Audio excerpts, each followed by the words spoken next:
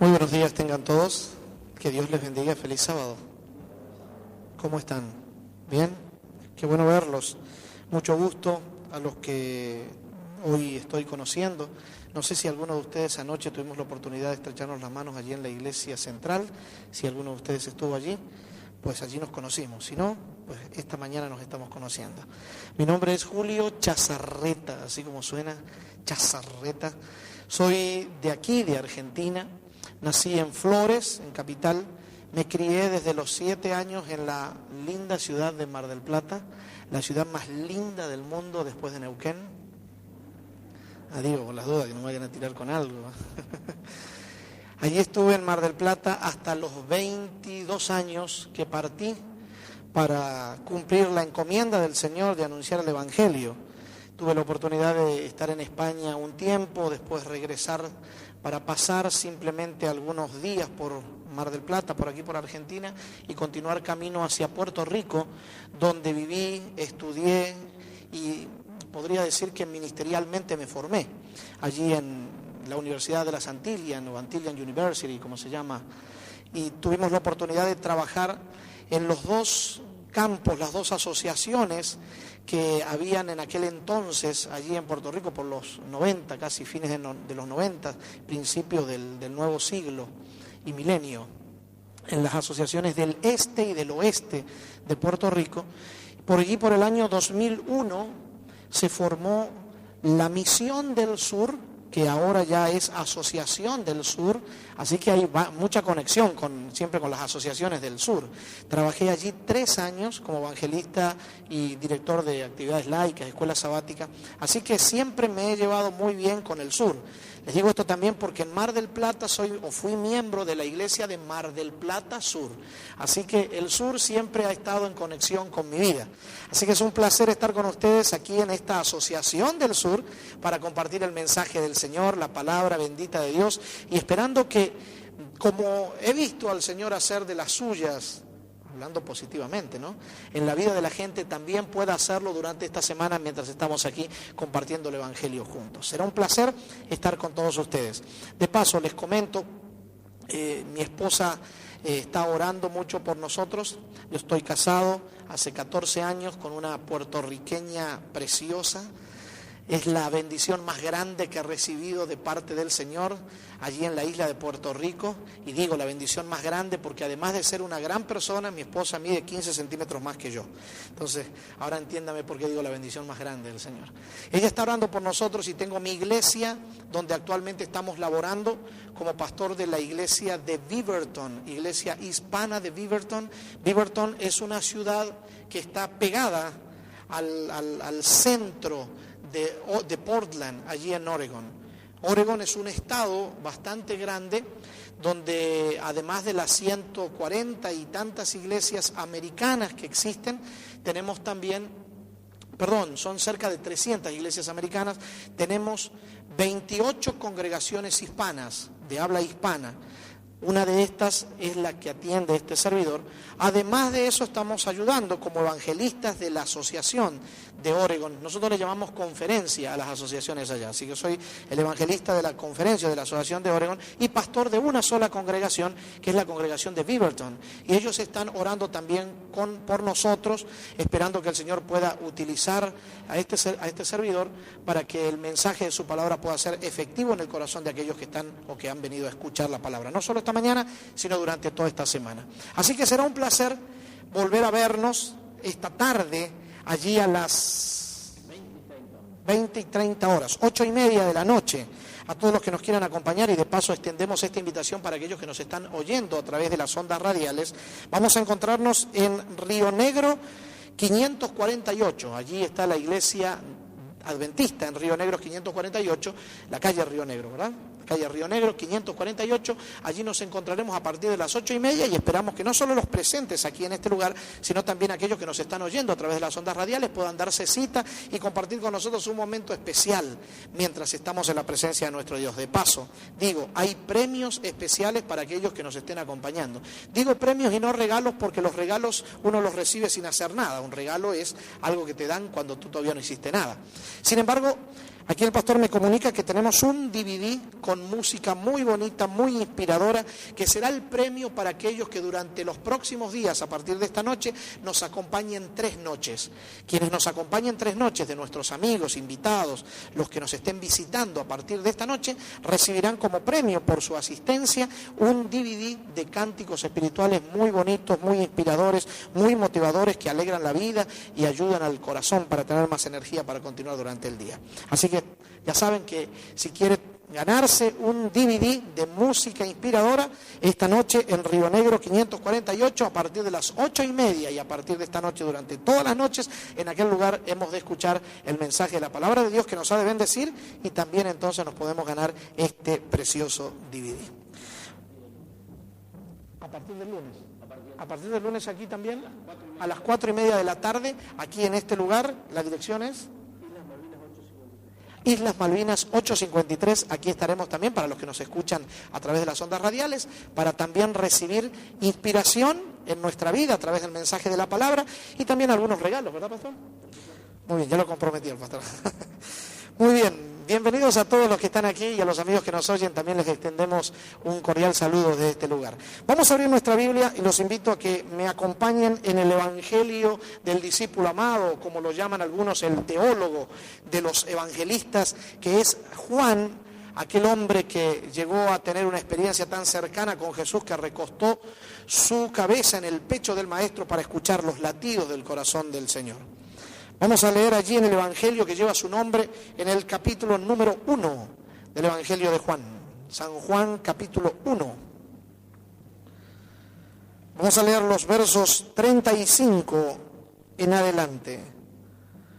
San Juan, capítulo 1, versículos 35 en adelante. Si lo encontró, los que lo encontraron, por favor, díganme amén para saber que ya lo tienen. Muy bien, dice así la palabra de Dios. Al siguiente día, otra vez, estaba Juan y 2 de sus discípulos, y mirando a Jesús que andaba por allí, dijo: He aquí el Cordero de Dios. Le oyeron hablar los 2 discípulos y siguieron a Jesús. Y volviéndose Jesús y viendo que le seguían, les dijo: ¿Qué buscáis? Ellos le dijeron: Rabí, que traducido es maestro, ¿dónde moras? Él les dijo: Venid y ved. Fueron y vieron dónde moraba, y se quedaron con él aquel día, porque era como la hora 10:00. Andrés, hermano de Simón Pedro, era uno de los 2 que habían oído a Juan y habían seguido a Jesús. Este halló primero a su hermano Simón y le dijo: Hemos hallado al Mesías, que traducido es el Cristo. Y le trajo a Jesús, y mirándole Jesús le dijo: Tú eres Simón, el hijo de Jonás, tú serás llamado Cefas, que quiere decir Pedro. Al siguiente día quiso Jesús ir a Galilea y halló a Felipe y le dijo: Sígame. Y Felipe era de Betsaida, la ciudad de Andrés y Pedro. Y Felipe halló a Natanael y le dijo: Hemos hallado a aquel de quien escribió Moisés en la ley, así como los profetas, a Jesús, el hijo de José, de Nazaret. Natanael le dijo: ¿De Nazaret puede salir algo de bueno? Le dijo Felipe: Ven y ve. Cuando Jesús vio a Natanael que se le acercaba, dijo de él: He aquí un verdadero israelita en quien no hay engaño. Le dijo Natanael: ¿De dónde me conoces? Respondió Jesús y le dijo: Antes que Felipe te llamara, cuando estabas debajo de la higuera, te vi. Respondió Natanael y le dijo: Rabí, tú eres el Hijo de Dios, tú eres el Rey de Israel. Respondió Jesús y le dijo: Porque te dije que te vi debajo de la higuera, ¿crees? Cosas mayores que estas verás. Y le dijo: de cierto os digo, de aquí en adelante veréis el cielo abierto y a los ángeles de Dios que suben y descienden sobre el Hijo del Hombre. Que el Señor bendiga siempre su santa palabra. Inclinamos nuestros rostros para hablar con Él y pedir su bendición para entender el mensaje que quiere compartir con nosotros en esta hora. Hablemos con Él. Señor, gracias por permitirnos abrir tu palabra. Gracias por la bendición de poder tenerla con nosotros, de poder leerla. Permite que no sea simplemente una lectura lo que hemos tenido recién, sino que al ir desarrollando el mensaje esta mañana podamos ser inspirados por tu Espíritu, podamos ser impresionados por Él, y al ser impresionados podamos recibir la gracia, la bendición, la virtud de recibir esa palabra viva en nuestro corazón, y que esa palabra que fue creadora del cielo y de la tierra pueda recrear en nosotros un nuevo mundo donde Jesucristo sea el centro de ese universo. Bendícenos, Señor, de forma especial. Derrama tu bendición sobre nosotros en esta hora. Te lo pedimos, por favor, en el nombre de Jesús. Amén. Amén. En el último libro del Antiguo Testamento, en el último capítulo, en los últimos versículos, hay un mensaje íntimamente relacionado con las realidades de los últimos días de la historia de este mundo. Repaso, en el último libro del Antiguo Testamento, escrito por el último profeta antes de Juan, en el último capítulo, en los últimos versículos, hay un mensaje relacionado a los últimos días de la historia de este mundo. Vamos a ver de qué estoy hablando. ¿Cuál es el último profeta del Antiguo Testamento? Malaquías. ¿Cuántos capítulos tiene el libro de Malaquías? 4 capítulos. ¿Cuántos versículos tiene el capítulo 4 del libro de Malaquías? 6. Así que el último libro del Antiguo Testamento, Malaquías, en el último capítulo, capítulo 4, en los últimos versículos, versículos 5 y 6, hay un mensaje relacionado a los últimos días de la historia de este mundo. Allí el profeta declara de parte de Dios que antes que venga el día grande de Jehová, ese es el contexto del versículo 1, dice que vendrá el día ardiente como un horno y todos los soberbios y los que hacen maldad serán estopa en aquel día que los abrazará y no les dejará ni raíz ni rama. Sin embargo, a los creyentes, los que confían, los que esperan ese día, en sus alas el sol de justicia traerá salvación. Y es interesante que el profeta declara que antes de que venga ese día, definitivamente ese día todavía está en el futuro, está hablando nada más y nada menos que el día del regreso del Señor Jesucristo a esta tierra, pero el profeta declara que antes de que eso suceda, momentos previos a la venida del Señor, Dios habría de enviar a esta tierra al profeta Elías, con un mensaje tan especial que ese profeta Elías haría traer o volver el corazón de los padres a los hijos, el corazón de los hijos a los padres, y el Señor agrega, el profeta declara, antes que Él venga y hiera la tierra con maldición. Es interesante este segmento profético que presenta el profeta Malaquías en este capítulo 4, diciendo que los momentos previos a la venida grande del Señor, el profeta Elías vendría a esta tierra. Yo les pregunto a ustedes, ¿ustedes creen como yo que falta poco tiempo para que el Señor Jesucristo venga? ¿Usted está conmigo en eso? ¿Cree eso de verdad? Y si falta poco tiempo para que Cristo venga, entonces es muy probable, es muy posible de que estemos viviendo en los días del cumplimiento de esa porción de la profecía de Malaquías capítulo 4, que declara que antes del día grande de Jehová, el profeta Elías vendría a esta tierra. Es interesante esta profecía o esta visión que tiene Malaquías y la expresa allí en su libro. Algunos teólogos llaman a este segmento profético una profecía de doble cumplimiento. Otros teólogos le colocan otro nombre, como por ejemplo profecías de cumplimiento apostelesmático. Ese concepto es un poco más embarullado, por llamarlo de una manera, bastante complicado para poder desarrollarlo en pocos minutos. Pero más o menos lo que trata es de que esta profecía, además de cumplirse en los tiempos en los que Malaquías se está presentando allí en el capítulo 4, que tiene que ver con los días previos a la venida de Cristo, también se cumplió en otro momento. Y usted me dirá, pero ¿y cómo o en qué se basa usted para decir esto? ¿Saben qué me baso? Que el Señor Jesucristo aplicó el cumplimiento parcial, no total, de este segmento profético con su primera venida. ¿Cuántos recuerdan aquella ocasión cuando el Señor Jesucristo se transfiguró ante 3 de sus discípulos más cercanos? Santiago, Pedro y Juan. En la cima de una montaña, Él orando le pide al Padre que la gloria que había tenido antes de venir a este mundo lo envolviese. Una nube los cubrió. Cristo se llenó de una luminosidad que los discípulos no pudieron resistir. Cayeron casi como muertos sus pies mientras escuchaban las voces de 2 personas que aparecieron en escena junto al Maestro. Estos eran Moisés y Elías. Y mientras estaban en esa condición, los discípulos apenas podían mirar. Y cuando terminó la escena y comenzaron a descender aquella montaña, los discípulos le dicen al Maestro, Maestro, y esto está en San Mateo capítulo 17, versos 11 al 13, si lo quieren buscar después. Mientras van bajando, los discípulos le dicen, Maestro, ¿por qué los escribas y los fariseos dicen que antes que venga el Mesías, o sea, antes que tú llegues, Elías viene primero? Y el Señor dice, sí, y a la verdad, Elías viene primero, y ya vino. Y cualquiera puede decir, claro, porque ahí estaba el profeta Elías conjuntamente con Moisés en la misma escena con el Señor Jesucristo. ¿Será que el Elías que está hablando Malaquías en el capítulo 4 se refiere al mismo profeta Elías que en un carro de fuego se fue a la presencia de Dios? ¿Será que está hablando del mismo profeta y que por eso el Señor Jesús aplica este segmento profético a ese Elías que apareció en la visión en aquella ocasión? ¿Será que de eso está hablando? Si usted sigue leyendo el capítulo 17, los versos 11 al 13 del Evangelio de San Mateo, va a descubrir que el Señor no está hablando de eso. Que el profeta Elías de Malaquías capítulo 4 no es el mismo que se fue en un carro de fuego. Que ese profeta Elías es un símbolo, una figura de otro personaje y a la vez de otros personajes que terminan conformando o formando todo un pueblo en una época específica. Y me voy a explicar mejor. Cuando van descendiendo la montaña, el Señor Jesucristo declara a la pregunta de sus discípulos: sí, a la verdad, Elías vine primero. Y Elías ya vino, e hicieron con él todo cuanto quisieron, y no lo escucharon. Y entonces el verso 13 concluye diciendo que el Señor Jesucristo estaba hablando, y los discípulos bien entendieron que él hablaba de Juan el Bautista.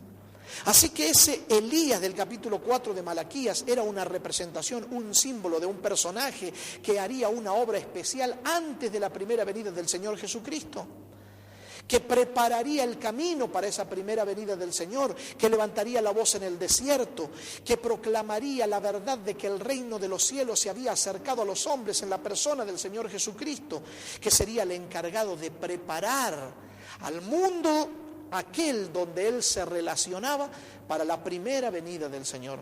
Por lo tanto, ese Elías del capítulo 4 de Malaquías es simplemente una figura, un símbolo, en primera instancia de Juan el Bautista, y en segunda instancia, en el tiempo del fin, ese símbolo se proyecta para la experiencia de todos aquellos que, como Juan el Bautista, se atrevan a ponerse de parte de Dios aunque se desplomen los cielos.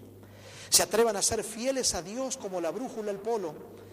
Se aplica en la experiencia de todos aquellos que se atreven a levantar la voz en el desierto para compartir la verdad del Evangelio y proclamar a los cuatro vientos la realidad de que pronto un Cristo que vino, que murió y que resucitó, pronto ha de regresar en gloria y majestad para cambiar las realidades totales de este mundo. Este Elías del capítulo 4 de Malaquías representa al pueblo de Dios del tiempo del fin, que ha de estar levantando la voz con poder y con fuerza, como declara Apocalipsis capítulo 14, proclamando a viva voz la verdad del pronto regreso del Señor Jesucristo. Ahora, déjeme decirle una cosa. Si esta profecía del capítulo 4 de Malaquías tiene un doble cumplimiento, que se cumplió en los primeros días con la primera venida de Jesús y se cumple en el fin del tiempo con la segunda venida de Cristo, y en la primera venida de Cristo ese Elías representaba a Juan el Bautista y al fin del tiempo representa al pueblo de Dios del tiempo del fin, entonces usted y yo, mi amigo, no cometeríamos ninguna herejía teológica si tomáramos también la figura de Juan el Bautista y la aplicáramos a la iglesia como símbolo de la iglesia de Dios del tiempo del fin, porque a fin de cuentas Juan el Bautista también se convierte en un símbolo de la iglesia de Dios del tiempo del fin. ¿Me están entendiendo? ¿Estoy siendo claro? ¿Sí? A través del capítulo 4 de Malaquías podemos descubrir que ese Elías del tiempo del fin representaba en primera instancia a Juan el Bautista y al fin del tiempo al pueblo de Dios del tiempo del fin. Por lo tanto, Juan el Bautista también se termina convirtiendo en un símbolo de la iglesia de Dios del tiempo del fin. Bajo esa premisa introductoria, vamos a leer ahora los pasajes que acabamos de leer recién para entender mejor qué cosa está pasando allí y cómo lo aplicamos a la realidad de nuestros días en este tiempo en el que estamos viviendo. San Juan capítulo 1, que fue lo que leímos al principio. Si Juan el Bautista es un símbolo de la iglesia de Dios del tiempo del fin, entonces Juan el Bautista nos va a enseñar a nosotros cuál es la razón principal de ser de la iglesia, cuál es el fundamento a través del cual nosotros nos deberíamos mover y manejar, para qué la iglesia fue levantada por Dios y cómo deberíamos vivir. Todo eso nos tiene que enseñar Juan el Bautista en estos pasajes que nosotros acabamos de leer.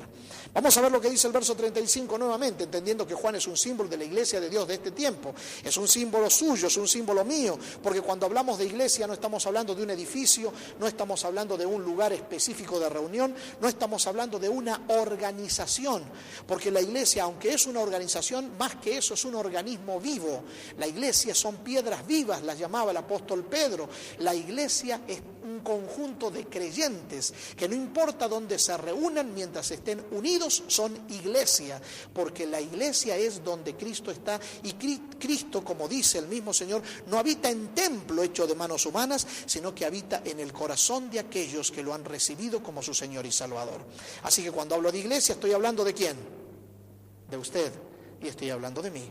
Usted y yo somos la iglesia. Así que si Juan es un símbolo de la iglesia, Juan es un símbolo suyo y mío. Juan nos tiene que enseñar cómo usted y yo debemos vivir para ser o para mantenernos siendo iglesia del Señor en este tiempo muy particular en el que vivimos, que es el tiempo del fin. Versículo 35 dice la Escritura, presenta Juan el discípulo amado, hablando de su tocayo el Bautista, lo siguiente: al siguiente día, otra vez estaba Juan. Al siguiente día, otra vez. Esas expresiones redundantes nos hacen o nos presentan una realidad de algo que el Bautista hacía constantemente.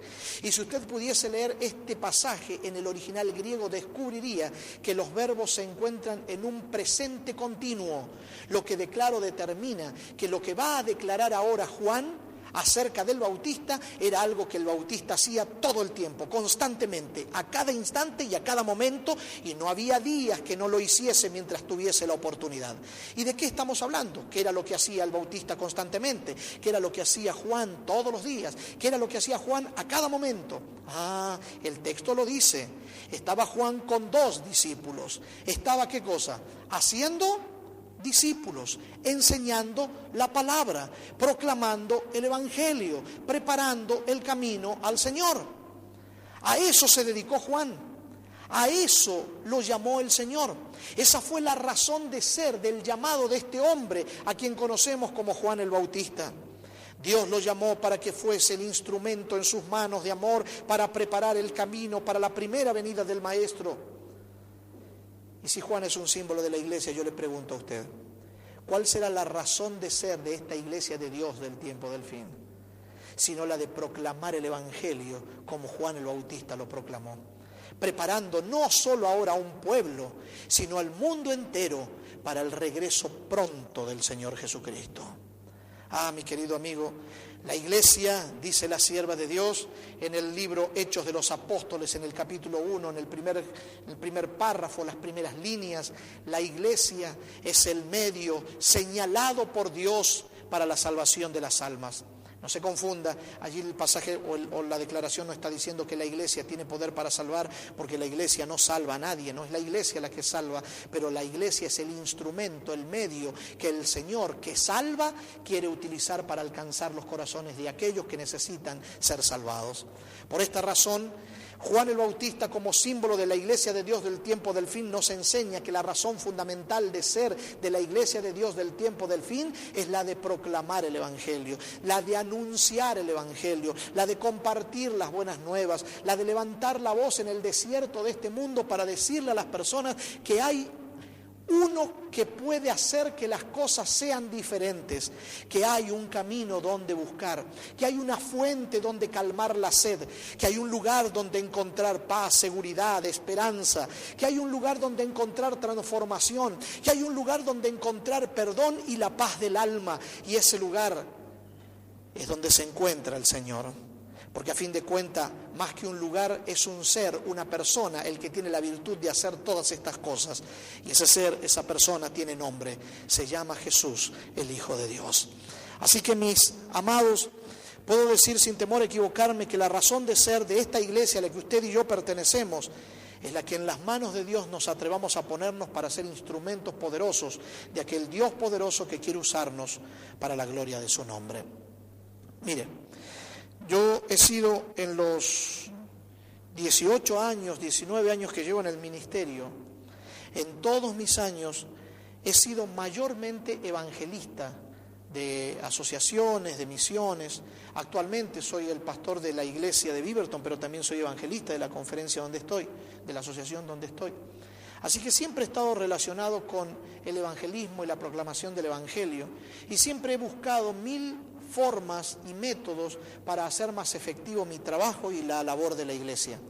He ido a congresos, he tomado cursos de posgrado para tratar de encontrar métodos y formas de poder predicar el evangelio con mayor efectividad. Y ¿sabe una cosa? Siempre terminé en el mismo lugar.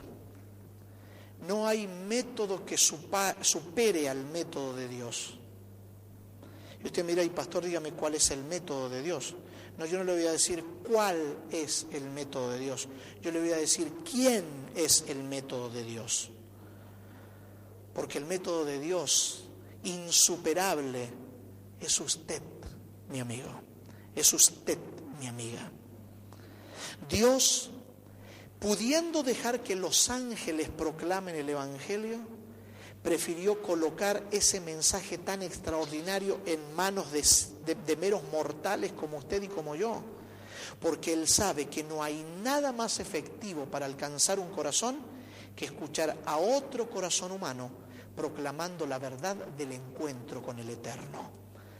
Cuando tú te encuentras con Dios, cuando Dios llega a tu vida y Él te llena con su presencia, entonces tú tienes toda la gracia y la virtud para poder compartir con otro que necesita la experiencia que tú estás viviendo, porque sin esa realidad de Cristo en el corazón, esas vidas están vacías, esas vidas están sin esperanzas, esas vidas no encuentran un rumbo certero, seguro hacia dónde dirigirse.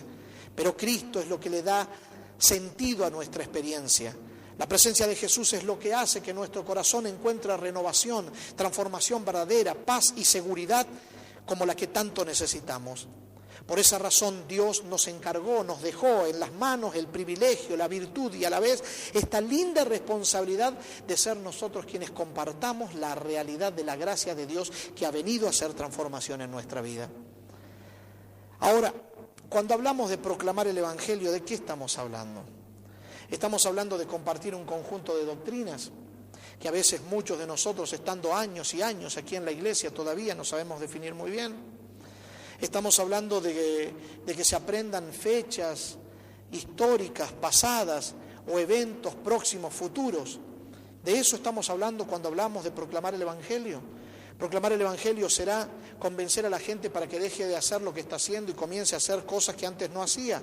¿Qué cosa será proclamar el evangelio? Pues mi amigo, si Juan es un símbolo de la iglesia de Dios del tiempo del fin, entonces Juan nos tiene que enseñar cómo se proclama el evangelio con efectividad. Juan nos tiene que mostrar a nosotros cómo realmente ser victoriosos en la proclamación, como él lo fue. Un solo hombre sacudió a toda una nación. ¿Cómo todo un pueblo no va a poder sacudir a un mundo que necesita escuchar esta verdad? Vamos a ver el texto número 36 que nos dice, nos cuenta, nos presenta, nos enseña, nos instruye acerca de cómo es la evangelización productiva, cómo se efectúa la evangelización victoriosa, poderosa, la forma en la que Él lo hizo. Mire el verso 36 que declara. El verso 35 dice que Juan al siguiente día otra vez estaba haciendo discípulos, y mientras Juan estaba haciendo discípulos y estaba enseñando la palabra, la Escritura dice que de momento alguien pasó por allí. ¿Quién fue el que pasó por allí? ¿Quién pasó? Jesús. ¿Qué fue lo primero que hizo Juan? ¿Qué es lo que declara el discípulo amado acerca de su tocayo el Bautista? ¿Cuál es el primer verbo que utiliza? ¿Qué es lo primero que hace Juan? Dígamelo. Lea el texto. Ese no es el primer verbo, míralo bien. Mirando. ¿Qué es lo primero que hace? Mirar. ¿A quién? A Jesús. Esa es la primera parte de la experiencia evangelística productiva, mi querido amigo. Juan hizo lo que hizo, fue lo que fue, alcanzó lo que alcanzó, conquistó lo que conquistó y se perpetuó en la historia. Y recibió el elogio más bonito jamás recibido por un mortal, de labios del mismo Señor que dijo: no hubo hombre en esta tierra más grande que el Bautista. ¿Saben por qué? Porque Juan entendía que la fuerza, la gracia, la virtud, el poder que él necesitaba para mantenerse en el llamado que Dios le había hecho, para realizar la labor que tenía que desempeñar, para alcanzar lo que necesitaba alcanzar, para proclamar con fuerza lo que tenía que proclamar, no podía hacerlo contando con sus propias fuerzas. Necesitaba del poder superior de aquel que lo había llamado. Necesitaba depender de la fuente de toda fuerza, virtud y gracia. Necesitaba depender de aquel a quien tenía que proclamar. Por eso la Escritura dice que cuando Juan está enseñando y Jesús pasó, lo primero que Juan hace es mirar a Cristo. Allí se encuentra el poder. Mirando a Jesús es donde el ser humano encuentra la gracia que necesita. Mirando a Jesús es donde encuentra el poder que tanto anhela en el corazón y en el alma. Mirando a Jesús, dependiendo de Cristo, compartiendo con Él, estando con Él, vaciándome de mí a través de la oración para llenarme de su presencia mientras estudio su palabra, contemplándolo, sentándome a sus pies para recibir de Él las instrucciones necesarias que llenan mi corazón y transforman mi vida. Es lo que me garantiza una evangelización productiva y efectiva. Sin contemplación de Cristo, sin dependencia de Jesús, sin pasar tiempo a sus pies, sin compartir con Él en el estudio profundo de su palabra, en esa relación de oración y palabra, no habrá poder para ser efectivos en la predicación. Predicar el Evangelio sin compartir a Cristo, sin relacionarnos con Cristo es una pérdida de tiempo. Lamentablemente, si lo haces así, te vas a frustrar. Y frustrado, frustrada, vas a abandonar la misión principal que Dios te entrega en el momento que lo recibes como tu Salvador personal. Por eso la mejor manera, o la única manera de ser efectivos en el compartir el Evangelio, es teniendo primero una relación viva con Dios. Dependencia de Él es el secreto de la victoria. Dependencia de Él es el secreto para la evangelización productiva. Dependencia de Jesucristo es el secreto para llenarnos de gracia y tener gracia para compartir. Como dijo el apóstol, si de gracia recibisteis, dad de gracia. Comparte esa gracia, dad esa gracia que un día vino y transformó tu vida, sanando tu corazón y dándole un rumbo verdadero a tu existencia. Es interesante, mi amigo, que Juan el Bautista, cuando Jesús pasa, lo primero que hace es contemplar a Cristo, se pierde en Él. Alguien dijo por allí, la sierva del Señor declara, que Juan el Bautista no tenía problema ni dificultad de pararse ante los principales jerarcas de este mundo y decirles las cosas como eran, porque primero se había arrodillado delante del Rey de Reyes y Señor de Señores. Y de allí había recibido la fuerza y la virtud para estar en pie ante los principales mandatarios del pueblo al que él pertenecía y decirles las cosas como eran, aun cuando estas cosas declaradas le cuesten su propia vida. Juan vivió como vivió porque aprendió a depender de Dios de una manera muy especial. En los desiertos de su vida se aferró al manantial de agua viva que emana del trono de Dios. Y aunque vivía en el desierto, su vida era un oasis porque Cristo hacía la diferencia. La presencia del Espíritu de Dios en su vida era tan fuerte y tan vital que ese solo hombre sacudió a toda una nación preparándola para el encuentro con el Señor Jesucristo en su primera ocasión. Ah, mi querido amigo, cómo el Señor no ha de obrar de manera poderosa cuando sus hijos, colocándose en sus manos y dependiendo de Él, se atrevan a querer proclamar a los cuatro vientos la realidad de que pronto el Salvador crucificado y resucitado ha de regresar.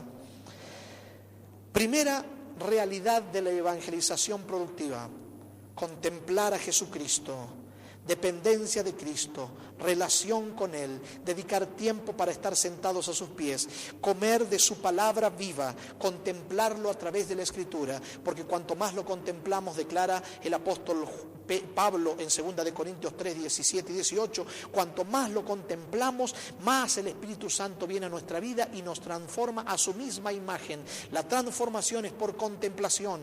Cuanto más contemplemos a Cristo, más nos pareceremos a Él, más los motivos del corazón de Cristo serán los nuestros, más la voluntad de Cristo será la nuestra. Cuanto más lo contemplemos, más lo conoceremos, y cuanto más lo conozcamos, más nos pareceremos a Él, y pareciéndonos a Él un día terminaremos ejecutando como nuestra su voluntad. Y entonces, por la gracia del Señor, la obra de Cristo haremos alcanzando los corazones de aquellos que necesitan ser alcanzados. Por eso, la primera realidad de la evangelización productiva es contemplar a Cristo. La segunda, nos dice el texto allí. Primero, Juan miró a Cristo y después, ¿qué hizo? Ahora sí. ¿Qué hizo? Dijo. ¿Pero qué dijo? ¿Qué dijo? He aquí, ¿qué cosa? El Cordero de Dios. Note usted que la evangelización en su máxima expresión no es simplemente darle información doctrinal a la gente. La evangelización productiva en su máxima expresión no tiene que ver con enseñarle con fechas pasadas, presentes o futuras a las personas que oyen. La evangelización productiva en su máxima expresión tiene que ver con levantar, con señalar a la persona que es capaz de hacer que todas las realidades de los seres humanos se tornen, se transformen diferente. Este es el Señor Jesucristo. Por eso, lo primero que hizo Juan cuando Jesús pasó fue mirarlo, y después de mirarlo y perderse en él, entonces señalarlo como la esperanza de gloria, como el único capaz de hacer que las cosas sean diferentes, como el que tiene el poder para hacer que las heridas sanen, que las lágrimas se sequen, que las vidas se transformen, que los pecados se perdonen. Por eso, señalándolo, dice: he aquí el Cordero de Dios. Con esa expresión, el Cordero de Dios, Juan está hablando de la gracia de Dios, la gracia que salva, la gracia que sana, la gracia que transforma. Levantando la figura de Cristo, sabe que cuando Cristo sea levantado, los corazones serán atraídos, porque en Jesucristo hay algo especial. En Cristo hay una atracción que el corazón humano siente. En Cristo hay todo lo que la humanidad necesita para vivir con seguridad. Cristo es lo que el ser humano necesita. Te voy a decir más. ¿Sabes por qué tú llegaste esta mañana a este lugar? O a los amigos que nos están escuchando en la radio, ¿sabes por qué estás escuchando este programa? A lo mejor tú dices: bueno, porque estaba dando vuelta el dial y de momento cayó aquí, alguien estaba hablando y me quedé escuchando. Puede ser que pienses que esa fue la razón por la que estás escuchando ahora. O los que están aquí presentes pueden decir: no, yo vine porque alguien me invitó. No, yo vine porque como venía alguien de otro lado, quería ver a ver cómo hablaba, qué decía, a ver qué tenía para contar. Puede ser que pienses que alguna de estas fueron las razones, o simplemente porque te acostumbraste a venir todos los sábados de mañana y por eso estás acá. Puede ser que creas que alguna de estas fueron las razones u otras más. Sin embargo, si tú pudieses leer claramente los gemidos de tu corazón allí en tu interior más profundo, descubrirías que tú estás aquí esta mañana porque tu corazón de alguna forma estaba intuyendo que aquí vamos a estar hablando de Jesucristo. Porque tu corazón gime, clama, anhela encontrarse con Él. Todos los seres humanos estamos buscando a Jesucristo. El problema es que como no hemos entendido a traducir la voz de nuestro interior y nos confundimos en el proceso, muchos terminan buscando en los lugares equivocados alcohol, drogas, promiscuidad, diversión desmedida, pensando que allí está Cristo. Pero Cristo no está allí, porque allí no está lo que nuestro corazón está buscando para ser feliz. Lo que nuestro corazón está buscando y necesita para vivir con plena felicidad es un encuentro con Jesucristo. Pastor, ¿y en qué se basa usted para decir eso?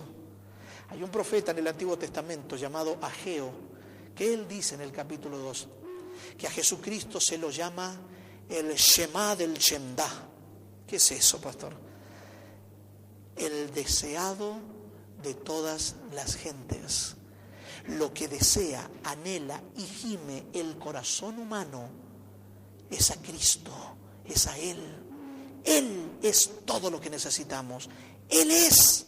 No estoy hablándote de una iglesia, no estoy hablándote de un mensaje, no estoy hablándote de una teoría religiosa, no te estoy hablando de una doctrina, ni siquiera de la cristología, que es la teología relacionada a la persona de Cristo. No te estoy hablando de la teoría de Jesús, te estoy hablando de un encuentro vivo, real, concreto, que se puede hasta palpar por la fe en la experiencia espiritual.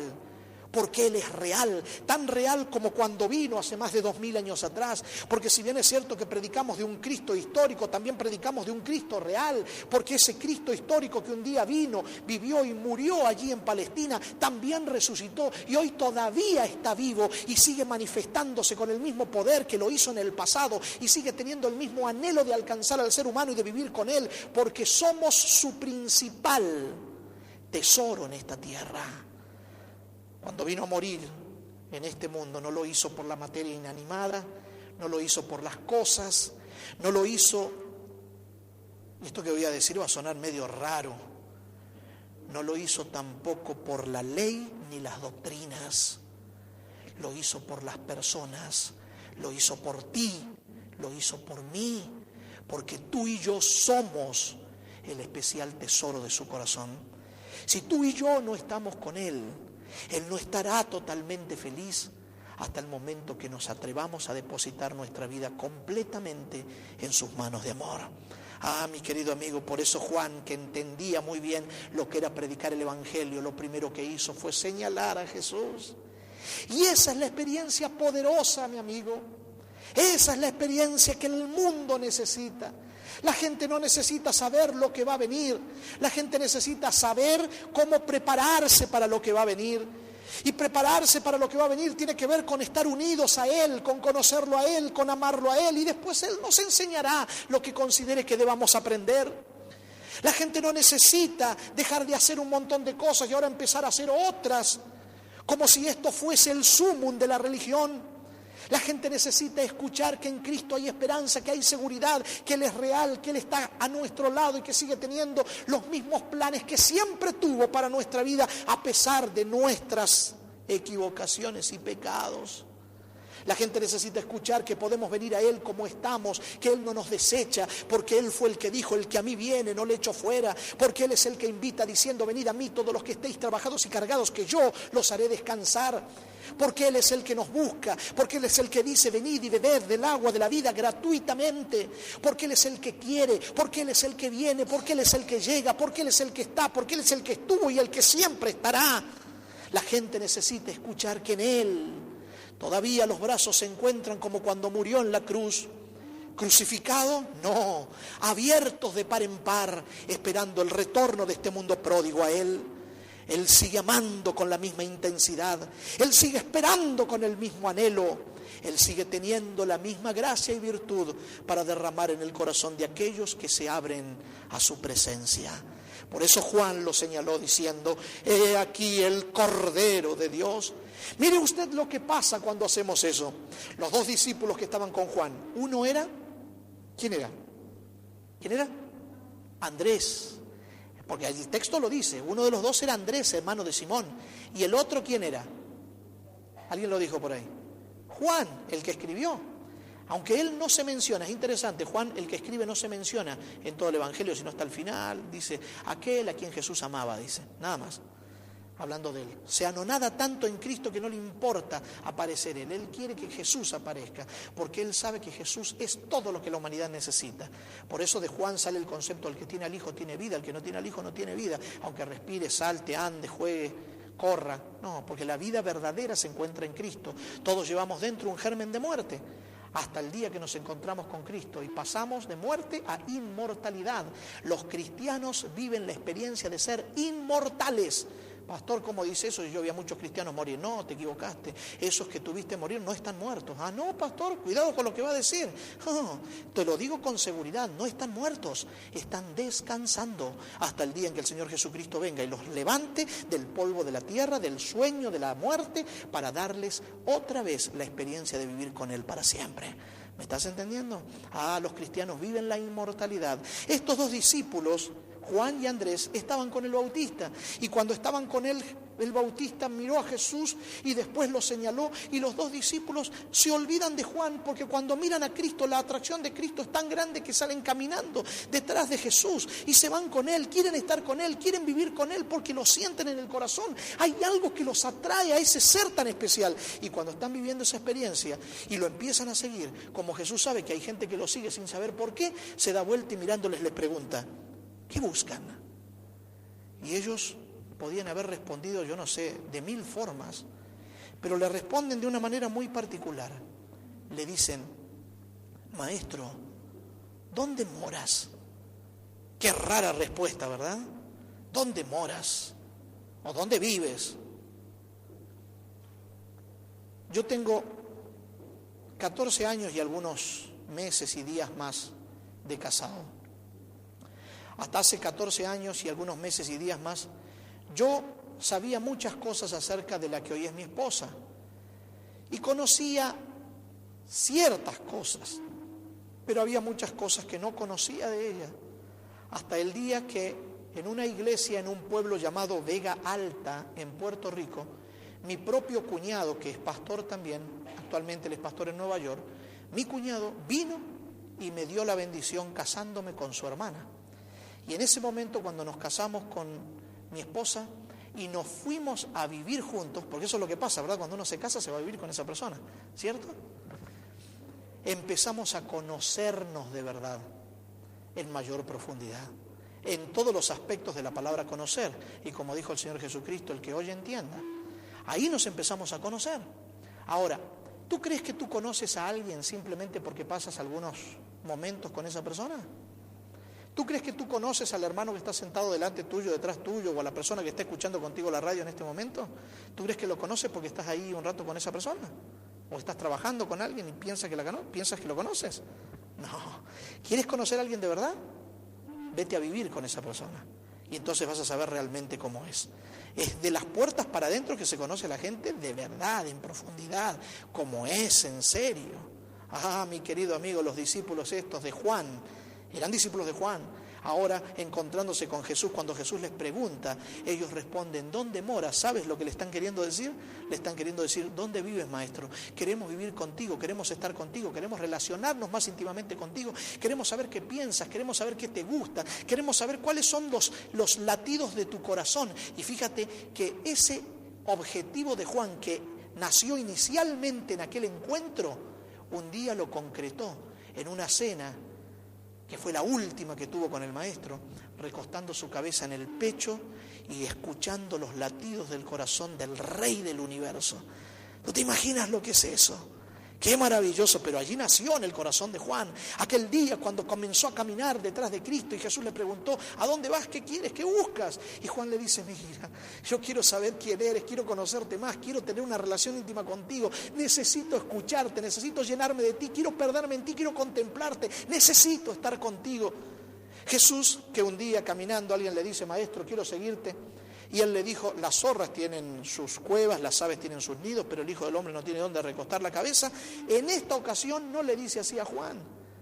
Y a Andrés les dice, vengan y vean, follow me, síganme. Yo los voy a llevar a donde vivo.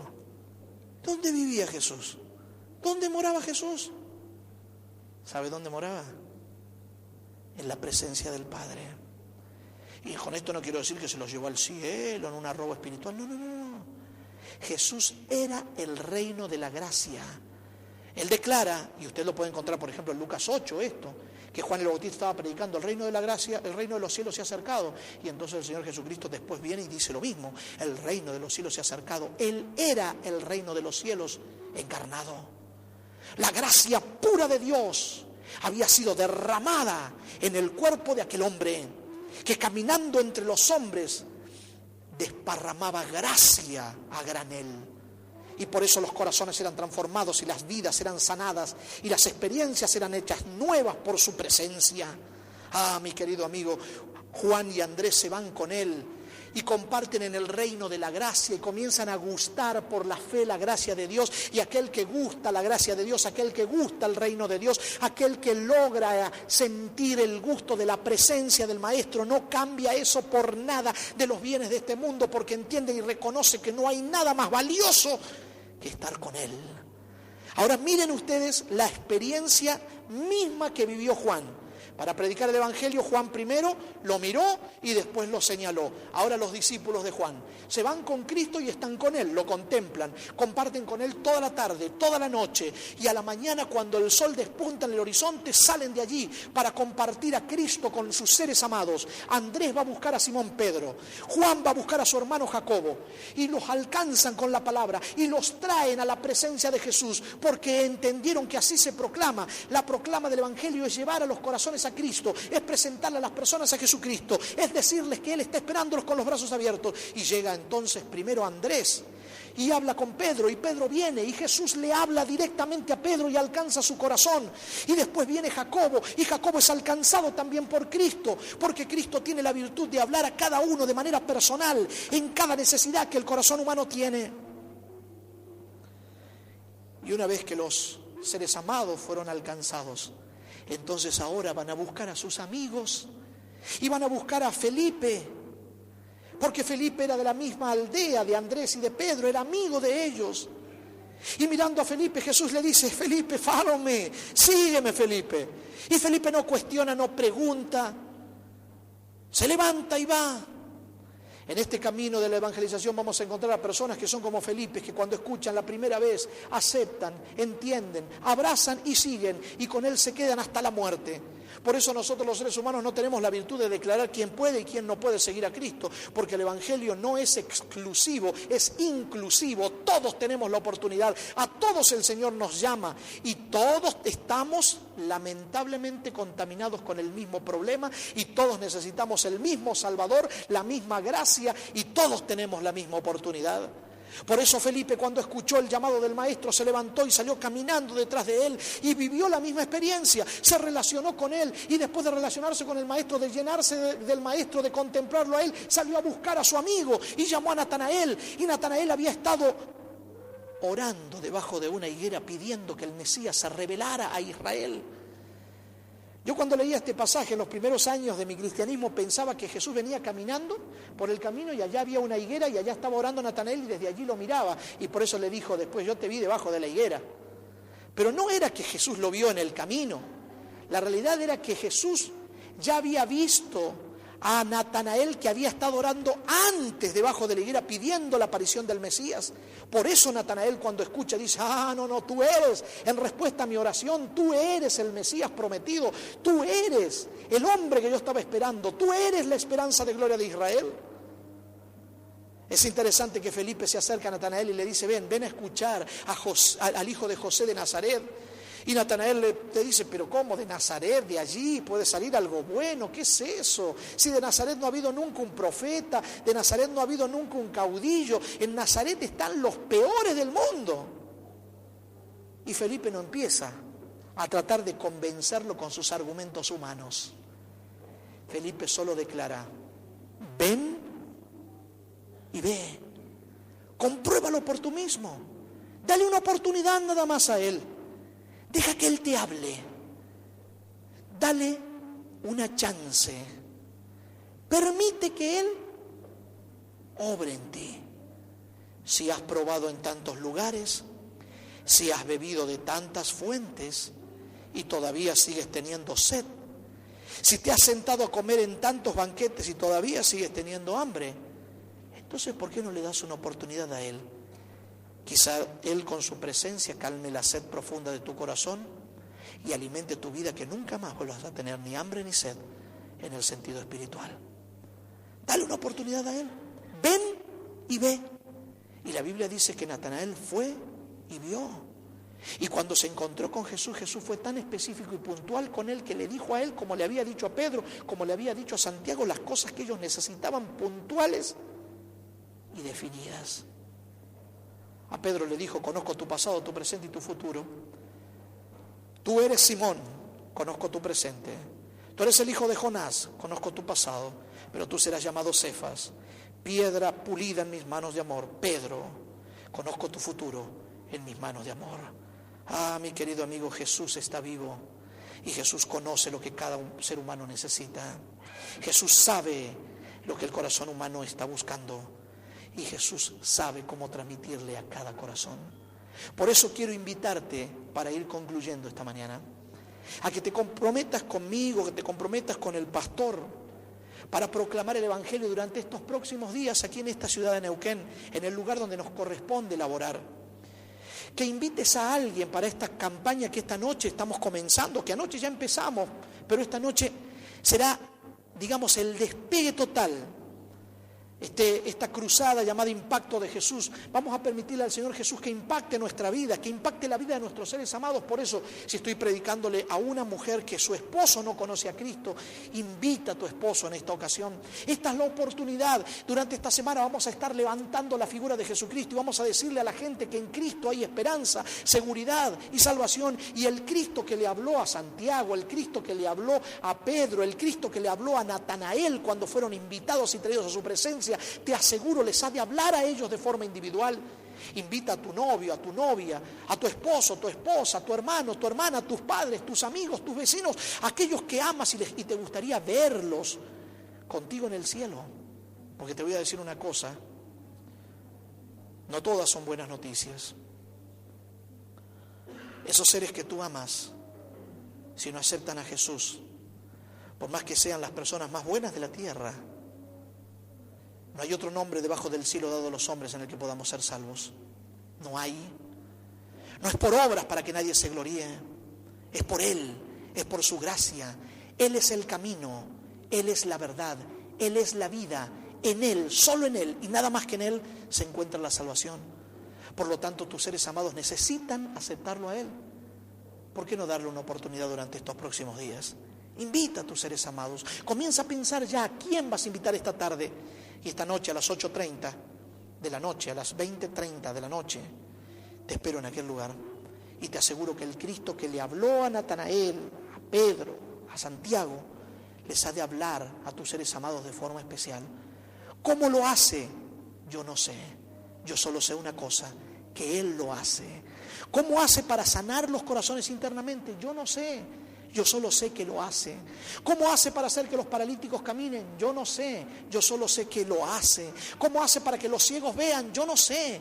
Yo solo sé que Él lo hace. ¿Cómo hace para que aparezcan los peces de la nada? Yo no sé. Yo solo sé que cuando Él te dice tira la red, tírala, porque se va a llenar de peces. Él es capaz de hacer lo que tú y yo jamás podremos y ni siquiera podremos explicar ni entender.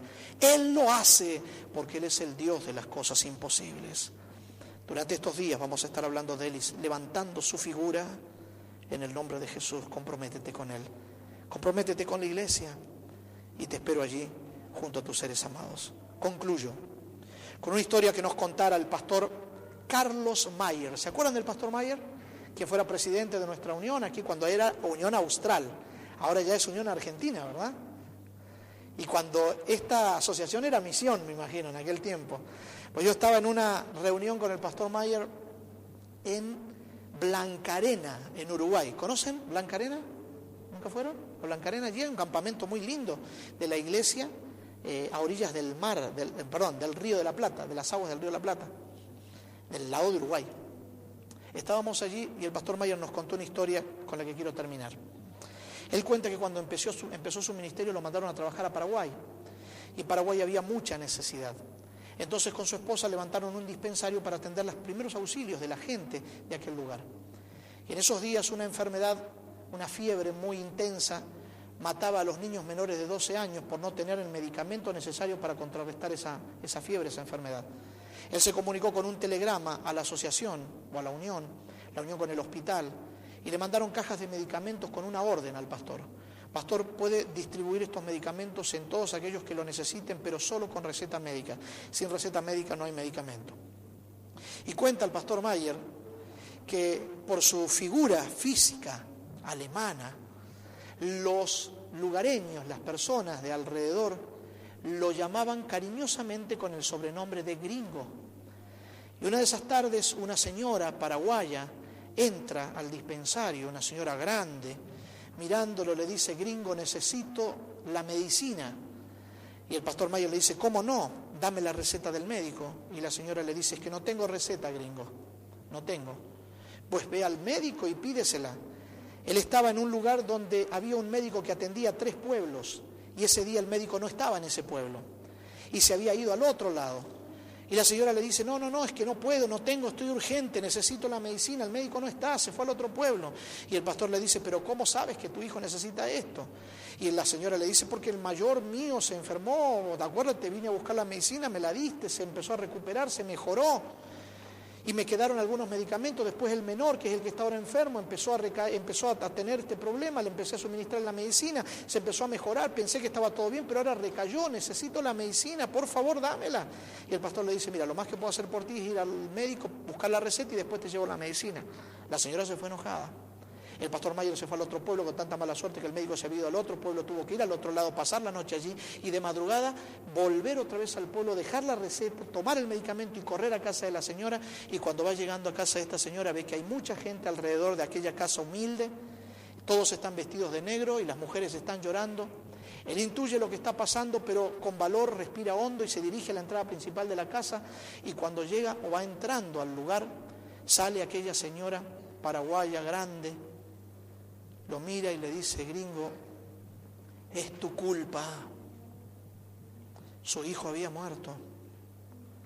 La señora, con los ojos llenos de lágrimas y con la voz entrecortada, le dice al pastor Mayer, es tu culpa.